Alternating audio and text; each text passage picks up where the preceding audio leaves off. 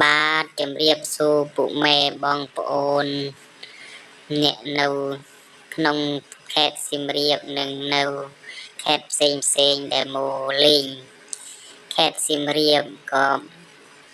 មកលេងអង្គរវត្តហើយកុំភ្លេចមកលេងបារាយទឹកថ្លាផងបងប្អូននេះតាមផ្លូវនេះទៅបារាយទឹកថ្លាគឺអាងស្តុកទឹកមួយដ៏យ៉ាងធំហើយវែងទៀតអ្នកខ្លះហៅថាសមុទ្រសៀមរាបនេះផ្លូវចូលហើយផ្លូវចូលនេះមានស្ទឹងទឹកហូរមកពីបារាយនេះផ្លូវចូលប៉ុន្តែនៅកណ្ដាលមានទឹកហូរបងប្អូនមកអាចនាំក្រុមគ្រួសារអាចអបអសន្ទូចបានលេងកំសាន្ត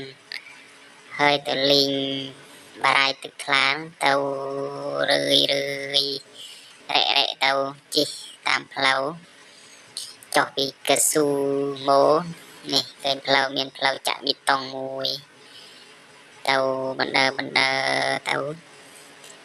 ចិត្តដល់ហើយបងប្អូននេះហើយទេសភាពស្អាតណាស់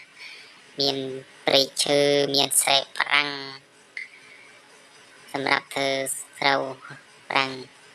បាទនេះជាទំនប់ទឹកមួយបានហើយកុំភ្លេចនេះកន្លែងលក់មិនអាំងបារាយទឹកថ្លាបើបងប្អូនរកឃើញចូល